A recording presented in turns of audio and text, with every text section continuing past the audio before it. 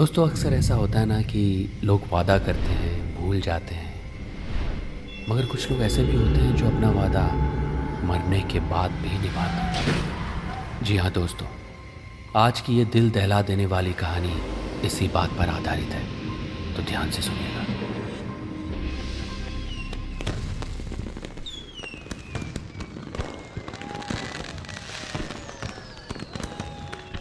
पुलगा मनाली में बसा एक आधुनिक कस्बा जो ऊंचे ऊंचे पहाड़ियों और घने जंगलों से घिरा हुआ था। वो न्यू ईयर की रात थी। नताशा अपने पति का बेसब्री से इंतजार कर रही थी। नताशा का पति अक्षय पिछले 2 दिन से बिजनेस के सिलसिले में बाहर गया हुआ था और उसने नताशा से वादा किया था कि वो न्यू ईयर की शाम तक हर हाल में लौट आएगा और न्यू ईयर अपने परिवार के साथ ही मनाएगा। रात के 8 बज गए थे मगर अक्षय अभी तक नहीं आया था। उसका मोबाइल भी स्विच ऑफ आ रहा था। कुछ देर बाद नताशा को डोरबेल बजने की आवाज़ सुनाई दी और उसके कानों में अक्षय की आवाज़ टकराई। नताशा, नताशा दरवाजा खोलो, मैं आ गया हूं। अक्षय की आवाज़ सुनकर नताशा चौंक गई क्योंकि अक्षय की आवाज़ में एक अजीब सा भारीपन था। हाँ जरा रुकिए, मैं अभी आई।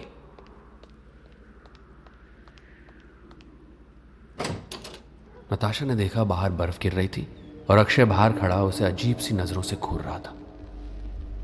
अक्षय को अपनी तरफ इस तरह घूरता देख नताशा को थोड़ा तो अजीब लगा और फिर उसे अजीब सी गंध आई। वो गंध अक्षय से आ रही थी। अक्षय सीधे कदमों से अंदर आ गया और सोफे पर बैठ गया। तभी उनका बेटा रॉकी दौड़ते हुए उनके पास आ गया। पापा आ गए, पापा आ गए। अक्षय ने अपने बेटे को देखकर कोई प्रतिक्रिया जाहिर नहीं की और उसने अजीब से अंदाज में कहा, रॉकी बेटा अभी जाओ, मैं बहुत थका हुआ हूं। रॉकी मुंह लटकाकर चला गया। अक्षय सोफे पर बैठा हुआ अपने घर को बहुत गौर से देख रहा था। उसके देखने का अंदाज थोड़ा अजीब भी था। अक्षय, तुम सुबह आने वाले थे ना? तुम्हें पता है मैं कब से तुम्हारा इंतजार कर रही थी। हमें आज शाम निधि के घर न्यू ईयर पार्टी में जाना था।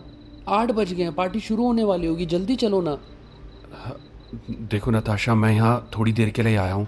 मुझे वापस जाना है एक ज़रूरी काम से, तो मैं वापस चले जाऊँगा। ओके? इतना कहकर अक्षय ने अपना सर थाम लिया और उसके चेहरे पर दर्द झलकने लगा। अक्षय, तुम ठीक तो हो ना? हाँ हाँ हाँ, मैं ठीक हूँ, बस थोड़ा सा थका हुआ हूँ, इसलिए सर दर्द कर रहा है। ऐसा भी क्या ज़रूरी काम आ गया? 2 दिन से तुम बाहर थे।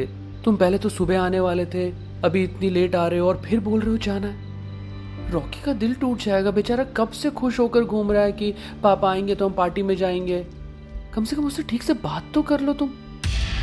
नताशा की बात सुनकर अक्षय की आंखें अचानक लाल हो गई और उसने गुस्से से नताशा की तरफ देखकर कहा, मैं बस यहाँ पर तुमसे मिलने आया था नताशा, और अब मैं जा रहा हूँ। अक्षय के इस अंदाज को देखकर नताशा हैरत में पड़ गई क्योंकि वो अक्षय को अच्छी तरह से जानती थी।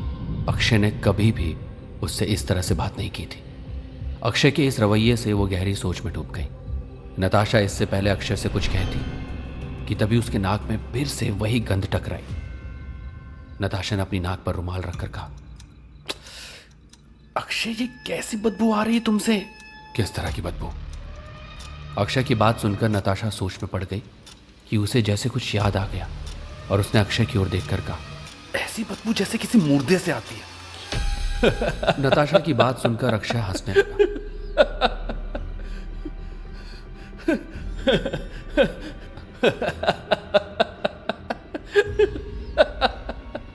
मगर नताशा ने यह देखा कि उसकी हंसी में भी एक दर्द था, जैसे कि उसे बहुत ज्यादा तकलीफ हो रही है। बस बहुत हो गया अक्षय, अब मुझे लगता है तुम्हें ना गर्म पानी से नहाना चाहिए, अपने माइंड को थोड़ा रिलैक्स करना चाहिए, और तुम्हें अभी कहीं नहीं जाने की जरूरत है। ओके? थोड़ा रिलैक्स करो, तुम सुबह जाओगे। सुबह तक मैं वापस आ जाऊंगा नताशा, ये मेरा वादा है। वादा वादा वादा, हर बार वादा करते हो। वादा तो तुमने न्यू ईयर की शाम तक आने के लिए भी कहा था और पार्टी में जाने के लिए भी कहा था। हाँ नताशा, तुमसे वादा किया था ना, और अपने इसी वादे को निभाने के लिए मैं कितनी दूर से यहाँ आया हूँ तुम्हें अंदाजा भी नहीं है। ये कैसा वादा किया, आए और चल दिए? वादा तो तुमने ये भी किया था कि न्यू ईयर साथ सेलिब्रेट करोगे और उस पल को यादगार बनाओगे। नताशा की बात सुनकर अक्षय ने अजीब अंदाज में नताशा की ओर देखकर कहा, मेरी बात का यकीन मानो नताशा, तुम इस न्यू ईयर को जिंदगी भर नहीं भूलोगी। तुम्हें हमेशा ये न्यू ईयर याद रहेगा। इतना कहकर अक्षय उठ खड़ा हुआ और उसने नताशा की तरफ देखकर अजीब अंदाज में कहा, मैं चलता हूं नताशा।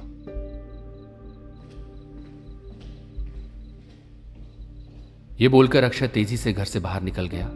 वहीं नताशा अक्षय के इस रवैये से काफी चिंतित हो गई और उसका मूड भी बुरी तरह से खराब हो चुका था। रॉकी ने नताशा की ओर देखा और कहा, तो मम्मा आज हम पार्टी में नहीं जाएंगे? रॉकी बेटा जाकर अपने कमरे में लेट जाओ, हम इस बारे में सुबह बात करेंगे, ओके बेटा? मम्मा पापा ने ऐसी बात क्यों की? मुझे बहुत अजीब लग रहा था। अजीब तो मुझे भी लगा बेटा, पर शायद वो बहुत थक गए हैं और कुछ ज़रूरी काम है उनके पास, इसलिए वो नहीं रुक पाए। कल आ जाएंगे पापा बेटा, जाओ। पता नहीं मम्मी, मुझे ऐसा लग रहा था वो पापा नहीं थे, कोई और था। रॉकी की बात सुनकर नताशा चौंक पड़ी। तुम क्या ना क्या चाहते हो रॉकी? वो मुझे पापा नहीं लग रहे थे मम्मी, कुछ अजीब से लग रहे थे। और मैंने देखा उनके हाथों में खून भी लगा हुआ था। आपने देखा क्या? क्या बकवास कर रहे हो रॉकी तुम? जाओ जाओ अपने कमरे में जाओ और सो जाओ, हम सुबह बात करेंगे, ओके? गो। रॉकी मुंह लटकाकर अपने कमरे की ओर चल दिया। नताशा न जाने कितनी देर तक वहां पर बैठी रही, उसे पता ही नहीं चला। वो बस अक्षय के ख्यालों में खोई हुई थी कि अचानक उसने अक्षय को सीढ़ियों से ऊपर चढ़ते हुए देखा, लेकिन अक्षय तो चला गया था। इसीलिए नताशा को बहुत आश्चर्य हुआ। ऊपर रॉकी भी जाग रहा था। रॉकी ने चिल्लाकर कहा, पापा पापा पापा। लेकिन अक्षय तेजी से ऊपर वाले कमरे में चला गया। नताशा और रॉकी तुरंत अक्षय का पीछा करते हुए कमरे में गए तो वहां कोई नहीं था। नताशा और रॉकी दोनों हैरान थे। अचानक अक्षय की एक दिल दहला देने वाली तेज चीख पूरे घर में गूंज उठी, जिसे सुनकर रॉकी रोने लगा। नताशा रॉकी को चुप कराने लगी, लेकिन वो भी इन सभी हो रही घटनाओं से हैरान और डरी हुई थी कि ये सब हो क्या रहा है। जैसे ही नताशा और रॉकी नीचे उतरने के लिए सीढ़ियों के पास गए तो एक कोने में खून से सने हुए 2 हाथों के छाप दिखे। रॉकी उन्हें देखकर डर गया और नताशा भी, क्योंकि वो छाप अक्षय के हाथों के थे और ताज़े खून से बने हुए लग रहे थे।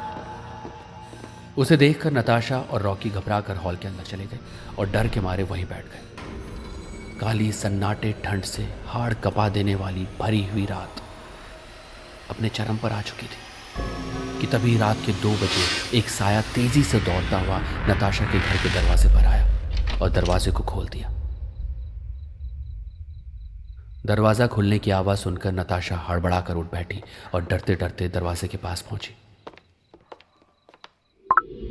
उसने देखा दरवाजा खुला हुआ था। वो बोलना चाहती थी, लेकिन उसके मुंह से आवाज नहीं निकल रही थी। लेकिन बड़ी हिम्मत करके नताशा ने कहा, कौन है? नताशा की आवाज पलटकर नताशा के पास ही आ गई। फिर उसने दरवाजा बंद कर दिया। कुछ सेकंड तक सन्नाटा छाया रहा, लेकिन फिर बाहर से एक आदमी की आवाज आई। नताशा उस आवाज को पहचानती थी। वो आवाज अतुल की थी, जो अक्षय के ऑफिस में काम करता था। मैडम मैडम प्लीज दरवाजा खोलिए, मैं अतुल। नताशा उसे जानती थी।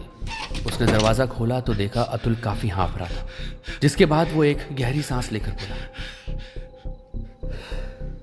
मैडम एक बहुत ही बुरी खबर है। अक्षय सर हमारे साथ नहीं रहे मैडम। करीब 5 बजे शाम को एक कार एक्सीडेंट में उनकी मौत हो गई। वो बहुत तेज से कार ड्राइव कर रहे थे, शायद उन्हें घर पहुंचने की जल्दी थी और एक्सीडेंट इतना खतरनाक था कि उनकी मौके पर ही मौत हो गई। I am so sorry madam. कह रहे हैं कि कल सुबह तक अक्षय सर की बॉडी आप लोगों को सौंप दी जाएगी। मैं बस यही बताने आया था। अतुल की बात सुनकर नताशा की हालत काटो तो खून नहीं जैसी हो गई। नताशा बुरी तरह से डर गई और वो सोचने लगी कि अक्षय की मौत शाम 5 बजे हो गई थी, तो रात 8 बजे जो उससे मिलने आया वो कौन था? क्या वो अक्षय की आत्मा थी जो अपना वादा निभाने आई थी? नताशा के कानों में अक्षय की आवाज गूंज उठी, तुमसे वादा किया था ना, और अपने इसी वादे को निभाने के लिए मैं कितनी दूर से यहाँ आया हूं तुम्हें अंदाजा भी नहीं है। तो क्या वो अक्षय की आत्मा थी? नताशा इस रहस्य को आज तक नहीं समझ पाई। अगर अक्षय ने मरकर भी अपना वादा निभाया है तो नताशा के लिए उसका ये वादा काफी खौफनाक वादा रहा। और जैसा कि अक्षय ने कहा था, नताशा आज तक उस न्यू ईयर की रात को नहीं भूल पाई है।